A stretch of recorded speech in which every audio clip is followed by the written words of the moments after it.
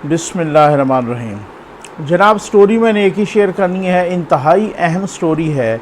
अहम इसलिए कि शहबाज शरीफ साहब ने कराची पहुँचे, वहाँ पर कुछ मीडिया टॉक्स की, फिर उसके बाद पीडीएम के प्लेटफार्म से बहुत बड़ा जलसा हुआ, उसमें तकरीर की। लेकिन जो आखिरी मज़ार कायद पर हाज़री के वक्त उन्होंने जो मीडिया टॉक या प्रेस टॉक की, वो सबसे अहम, बल्कि उनकी वो अहम तरीन गुफ्तगू है। और अहम इसलिए कि मुतनाज़ा तरीन भी है, और अहम इसलिए कि शाहिद खाकान अब्बासी साहब ने एक दफ़ा फिर उनको मुँह तोड़ जवाब दिया, और अहम इसलिए कि फिर बहुत सारे हल्के कह रहे हैं कि अभी तक भी वो मज़ाहमती बयानिए और मफाहमती बयानिए का टकराव जारी है नून लीग में। बहुत सारी अहम बातें उन्होंने अच्छा, उन्होंने जब उन्होंने ख़ुद जिक्र किया कि जनाब के इसमें मैं वो सब बताता हूँ, और ये भी बताता हूँ कि शाहिद खाकान अब्बासी साहब ने क्या कहा, और ये भी बताता हूँ कि उन्होंने ख़ुद बता दिया शहबाज शरीफ साहब ने कि मज़ाहमती बयानिया चलेगा या अब मफाहमती बयानिया चलेगा। उन्होंने फिर ये भी बता दिया कि किस किस्म की हुकूमत होनी चाहिए, आपने थंबनेल पे भी देख लिया। और साथ ये भी बताऊँगा कि ये इस किस्म की यानी कौमी हुकूमत की तजवीज़ किन को खुश करने के लिए, मुबैना तौर पे खुश करने के लिए उन्होंने दी, और ये तजवीज़ आई कहाँ से। ये बहुत सारी अहम बातें हैं। फिर इसी वजह से 24 घंटे नहीं गुजरे कि शाहिद खाकान अब्बासी साहब ने जवाब दे दिया, और फिर आपको पता है शाहिद खाकान अब्बासी साहब किन के करीब हैं। तो बहुत सारी चीज़ें इसमें डिस्कस करनी है। और साथ ही आपको मैं ये भी बताता चलूँ कि इंशाअल्लाह अब जो यूट्यूब का एक नया फ़ीचर है शॉर्ट्स, उस पर भी आपको जो है ना हम शुरू कर रहे हैं। बहुत ही इंशाअल्लाह यूनिक अंदाज में एक यूनिक प्रोडक्ट मिलेगा इंशाअल्लाह आपकी दुआओं से, और आपकी उसी तरह की पजीराई की, उसी तरह की दुआओं और मोहब्बतों की ज़रूरत है। इंशाअल्लाह मुझे उम्मीद नहीं बल्कि यकीन है, और बहुत ही इंशाअल्लाह यूनिक चीज़ मिलेगी, क्योंकि उसका टाइम बड़ा शार्ट होता है, तकरीबन को 15 सेकंड से 60 सेकंड के दरमियान बात करना होती है। उसी के दरमियान ही बात करेंगे और फिर बहुत ही ज़बरदस्त करेंगे इंशाअल्लाह, और आपकी उम्मीदों और तवक्कुआत के बिल्कुल जनाब ऐन मुताबिक करेंगे इंशाअल्लाह। और जनाब बात यह है कि शहबाज शरीफ साहब ने पहले तो ये कहा, और वो एक दफ़ा नहीं मुतअद्दिद बार वो कह चुके हैं, अपने इंटरव्यूज़ में भी कह चुके हैं, मीडिया टॉक्स में भी कह चुके हैं, जलसों में भी कह चुके हैं कि इस हुकूमत को, यानी कि कप्तान की हुकूमत को जितना कुछ इस्टेब्लिशमेंट की, कंट्रोल टावर की सपोर्ट मिली है पिछले 74 सालों में किसी हुकूमत को नहीं मिली। और वो कहते हैं कि इसके को 10-20% भी नहीं मिली, और ऐसी सपोर्ट कंट्रोल टावर से को 10-20% भी किसी अगर और हुकूमत को मिली होती तो पता नहीं क्या कुछ कर लेती हुकूमत। ये शहबाज साहब के अल्फाज हैं, और एक दफ़ा नहीं वो इसको मुतअद्दिद बार कह चुके। तो फिर इसका मतलब ये हुआ ना कि वो चाहते ना चाहते हुए वो, अब आप देख लें कि जानबूझ के या भूले से या भोलेपन से या किस तरीके से चाहते न चाहते हुए भी वो पूरी चार्जशीट दे गए हैं। और दूसरी बात यह है कि वो बता भी गए हैं कि इस्टेब्लिशमेंट की सपोर्ट इनको क्यों मिली। तो यही बात तो नवाज शरीफ साहब कहते हैं, यही बात तो मरीम नवाज साहबा कहती हैं कि जनाब के जो है ना यहाँ पर ये लाडला हैं, और ये कठपुतली हैं, और ये मुबैना तौर पे कठपुतली हैं, और ये मुबैना तौर पे लाडले हैं, और ये साहब इस तरीके से वहाँ धांधली हुई और सारा। तो ये ऐसी सपोर्ट देना शहबाज शरीफ साहब के मुताबिक इस्टेब्लिशमेंट ने जितनी इनको दी, तो ये डिस्क्रिमिनेशन, ये इम्तियाजी सलूक फिर इस्टेब्लिशमेंट ने क्यों किया, ये पूछने वाली बात है ना। कि जबकि इस्टेब्लिशमेंट जो कि कानूनी और आइनी तौर पर सिविलियन हुकूमत के अंडर होती है, सिविलियन हुकूमत को छोड़ दें, वजारत दिफा के अंडर होती है, कागज़ों में तो ऐसे ही होता है ना, बल्कि उसको तो छोड़ दें, वो सेक्रेटरी दिफा के अंडर होते हैं, ठीक है ना। लेकिन अब आप देखें कि फिर अच्छा चले, अब ये बाद में कभी सही, तो वो उन्होंने क्यों नहीं दी फिर बाकी हुकूमतों को इस तरह की सहूलत, इस तरह की सपोर्ट अगर नहीं दी, तो फिर इसका मतलब ये है कि ये तो एक चार्जशीट है, ये तो एक बहुत बड़ा इल्ज़ाम है, ये तो एलिगेशन है कि उन्होंने क्यों किसी एक को लाडला बनाया और क्यों किसी एक को इस तरह से सपोर्ट किया। इस क्यों के पीछे फिर बहुत सारे क्वेश्चन छुपे हैं। उनका क्या ज़ाती मफाद था, उनका किसी से बुग़्ज़ था मुबैना तौर पे, ठीक हो गया ना। तो क्या मसला क्या है? तो शहबाज साहब ने चाहते न चाहते हुए भी, हो सकता है कि उन्होंने किसी और अंदाज में बात की हो, लेकिन जब बंदा बात करता है तो बिटवीन द लाइंस फिर बहुत सारे पढ़ने वाले होते हैं उसको। अच्छा, दूसरी बात उनसे पूछा गया कि मफाहमत होगी या मज़ाहमत होगी, अब कौन सी, आप मियाँ साहब के साथ हैं या मियाँ साहब आपके साथ हैं? उन्होंने जवाब दिया जनाब कि अब ना मफाहमत होगी और ना मज़ाहमत होगी, हम चाहते हैं कि साफ़ और शफाफ इलेक्शन हो, ठीक है। अच्छा, फिर साथ ये भी कहा कि मियाँ साहब मेरे कायद हैं और किसी की ख्वाहिश पूरी नहीं होगी कि इसमें हम में कोई इस तरह का झगड़ा हो जाए। लेकिन अगले ही उसमें उन्होंने कौमी हुकूमत की तजवीज़ दे दी। अच्छा, ये तजवीज़ बहुत सारे, कुछ लोगों ने कॉलम्स लिखे कुछ अरसा पहले कौमी हुकूमत की तजवीज़ पर, कुछ लोगों ने, बहुत सारे लोग हैं जो कि कौमी हुकूमत की। अच्छा, इसमें कौमी हुकूमत दो किस्म की, एक तो कौमी हुकूमत जब बात की जाती है ना तो लोगों का, अच्छा फिर उसके बाद शाहिद खाकान अब्बासी साहब ने क्या कहा वो भी मैं बताता हूँ। जब ये कौमी हुकूमत की बात की जाती है तो लोग इसे दो तरह से लेते हैं। एक तो ये है कि जनाब पार्लियामेंट के अंदर कौमी हुकूमत बने, यानी मुख्तलिफ जमातों के MNAs हों और उनको मिला के कौमी हुकूमत बने, एक तो ये। और एक ये कि जनाब के अगर पार्लियामेंट नहीं भी होती, पार्लियामेंट डिज़ाल्व हो जाती है तो फिर कौमी हुकूमत बने तमाम जमातों को मिला के, ठीक है ना। उस कौमी हुकूमत की खैर आइन और कानून में कोई गुंजाइश नहीं है। कुछ लोगों ने तो, हमारे दोस्तों ने कॉलम भी लिखे कि उस आइन और कानून की गुंजाइश सुप्रीम कोर्ट पैदा कर दे, ठीक। अब आप देख लीजिएगा ज़रा, ठीक है ना। अच्छा, लेकिन आई थिंक कि आज जिस कौमी हुकूमत की बात शहबाज शरीफ साहब ने की है, जब वो वापस आ रहे थे मज़ार कायद पे गए और फिर उसके बाद मीडिया टॉक की, ज़ाहिर है उनका वो ट्रिप ख़त्म हो गया 3 रोज़ा। अब जिस कौमी हुकूमत की बात की तो वो लगता उनसे यही था कि वो असम्बलियों के अंदर की, जनाब इतने चैलेंजेस का मुकाबला कोई एक पार्टी नहीं कर सकती, तो अब कौमी हुकूमत बननी चाहिए। अब अगर उन्होंने पार्लियामेंट से बाहर की बात की तो फिर वो आइन और कानून में कोई गुंजाइश नहीं है, फिर वो गैर आइनी और गैर कानूनी बात है। लेकिन पार्लियामेंट की अगर अंदर बात की तो इसके लिए फिर ज़रूरी है कि तमाम जमातें राज़ी हों। क्या कप्तान साहब अपनी हुकूमत तोड़ के आपको कौमी हुकूमत बनाने देंगे?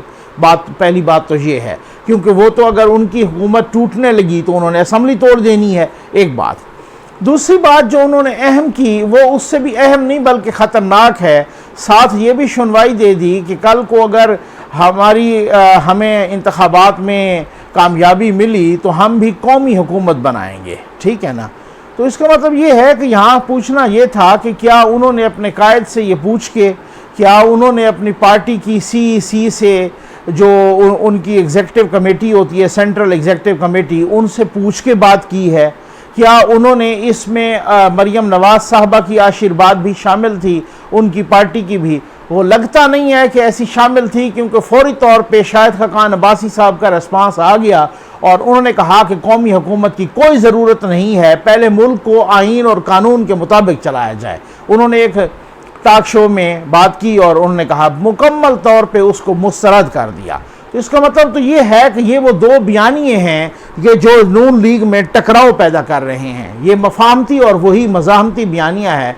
गो कि आज उन्होंने कहा है कि ना मज़ाहमत और ना मफाहमत होगी, लेकिन फिर भी उसके बावजूद भी, अच्छा अब बात ये है कि ये किन की ख्वाहिश है? अब बड़ी इंपॉर्टेंट बात है ना, ये ख्वाहिश किन की है कौमी हुकूमत? भाई ये आपको मालूम है ये किन की ख्वाहिश है? ये उन्हीं की ख्वाहिश है जो ये चाह रहे हैं कि किसी एक पार्टी की 2/3 मेजॉरिटी या अक्सरियत ना हो, या किसी एक पार्टी की हुकूमत ना हो। ये जनाब आना आना हर नमूना हो, ठीक हो गया। वो जैसे पंजाबी में या सराइकी में कहते हैं ना, आना आना हर नमूना, ठीक है ना। ये वही किस्म का नमूना हो। फिर कहीं पे नून लीग भी साथ बैठी हो, पीपल्स पार्टी भी साथ बैठी हो, मौलाना साहब भी साथ बैठे हों, MQM भी साथ बैठी हो, ANP भी साथ हो, जनाब कोई और भी बहुत सारी, ये तो कोई दर्जन भर या मुतअद्दिद जमातों पर, PTI भी साथ हो। अगर ऐसा हो तो मुतअद्दिद जमातों पर मुश्तमिल एक हुकूमत हो, और जो भी थोड़ा सा आँखें दिखाए तो 2-3 छोटी मोटी जमातों की यूँ बैसाखियाँ खींचें और उसके धड़ाम से नीचे आ गिरे।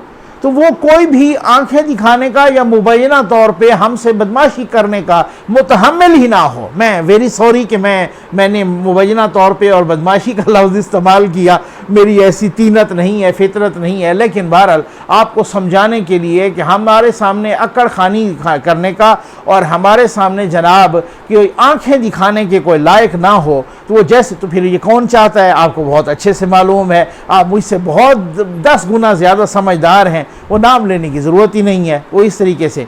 अच्छा, दूसरी बात ये है कि ये कौमी हुकूमत, आप मुझे कोई ये बताए कि अगर एक पार्टी जीत के आए और फिर भी वो इस तरीके से कौमी हुकूमत वो चलाए कि जी हाँ, कोई एक पार्टी नहीं चला सकती, ये किधर से तजवीज़ आई है कि कोई एक पार्टी नहीं चला सकती? जनाब जनरल ज़ियाउल हक, जब वो उनका त्यारा गिरा और जब उनकी जान चली गई, उसके बाद वो कितने अरसा माशाल्लाह रहा और फिर एक पार्टी ने चलाया, पीपल्स पार्टी ने। फिर उसके बाद उससे ऑनवर्ड आप देख लें तो फिर उसके बाद जो है ना नवाज शरीफ साहब आए, फिर उसके बाद इसी तरीके से, और फिर ये उनका नंबर लगता रहा, लेकिन किसी को कोई टर्म पूरी नहीं करनी। फिर मुशर्रफ साहब आए, मुशर्रफ साहब ने भी अच्छा खासा जिन चीज़ों का सत्यानाश किया, तो फिर उसके बाद जनाब पीपल्स पार्टी आई, उसने संभाला। फिर उसके बाद सिंगल ही पार्टी आई नून लीग, फिर उसने संभाला। तो फिर आप मुझे ये बताएं कि फिर अगर ये ऐसा है तो फिर एक पार्टी जब इंतखाबात में जीत के आती है उसका अपना एक मंशूर होता है। जब नून लीग और पीपल्स पार्टी के मंशूर का जिन लोगों ने मुताला किया है तो वो मेरी इस बात की गवाही देंगे कि एक मंशूर इधर जा रहा है और एक इधर जा रहा है। ये दो डिफरेंट मंशूर के लोग एक बैठ के कौमी हुकूमत बनाएंगे तो फिर किस किस बात पर वो एक दूसरे से इत्तफाक राय करेंगे और किस किस बात पर इख्तलाफ राय करेंगे।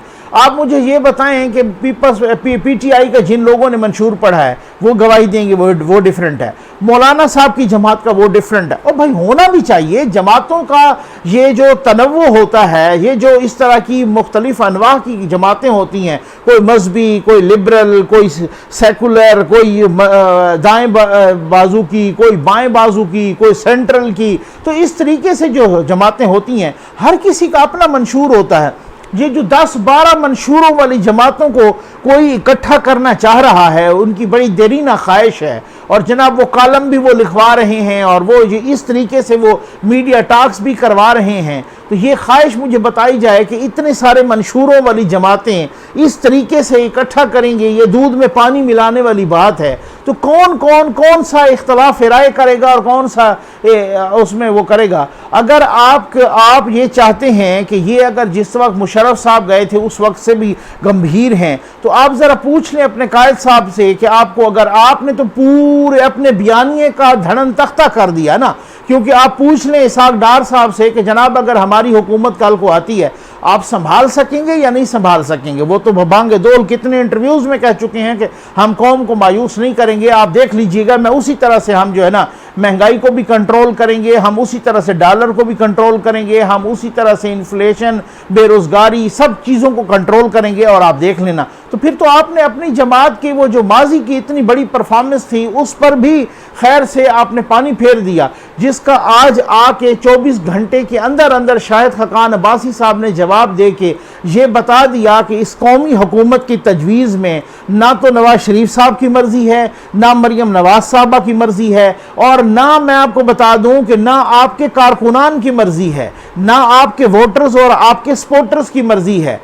ये अगर मर्ज़ी है तो सिर्फ वो मफाहमती जो ग्रुप है, या मैं समझता हूं कि जो मफाहमती टोला है उसकी मर्जी है। इस टोले की मजबूरी ये है नून लीग के अंदर कि ये खुल के सामने नहीं आ सकता। उसकी एक वजह है, उसकी वजह ये है कि ये खुल के सामने इस वजह से नहीं आता कि इनको पता है कि अगर हम, क्योंकि पार्लियामेंटेरियन जो है ना, MNAs और MPAs, ये टोला बहुत बड़ा है, मुझे पता है इसका साइज भी बहुत बड़ा है। अब वो खुल के बड़े साइज होने के बावजूद भी नहीं आता।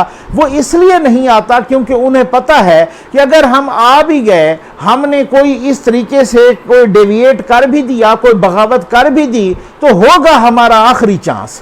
इस डर से नहीं आते भाई, चाहे वो भाई हों, चाहे वो रिश्तेदार हों, चाहे एक दूसरे के साथ होता है अपनी इखलास अपनी जगह, लेकिन इक़्तिदार की जो हवस है ना, मुझे एक बहुत बड़ा एक फ़िलासफ़र का जुमला याद आ रहा है। वो कहते हैं कि ये लैलाए वज़ारत भी क्या बला की हसीन चीज़ है, इसके लिए हम लैलाए वजारत यानी वजारत की लैला, ठीक हो गया ना। उन्होंने कहा था कि ये लैलाए वजारत भी कोई बला की हसीन चीज़ है, इसके लिए हमने जवान तो जवान बूढ़ों को तड़पते हुए देखा है। तो बात ये है कि ये वही वाली बात है, ये लैलाए वजारत बहुत हसीन चीज़ है, इसके लिए बूढ़े भी तड़पते हैं ये हासिल करने के लिए। लेकिन मसला ये है कि वो कहते हैं कि हसीन चीज़ हम एक दफ़ा तो हासिल कर लेंगे, लेकिन मसला ये है कि जब ये असम्बलियाँ गईं, ये असम्बलियाँ टूटी या नया इलेक्शन आया, तो फिर उसके बाद जो वोट है या तो वो नवाज शरीफ साहब का है या वो मरियम नवाज साहबा का है।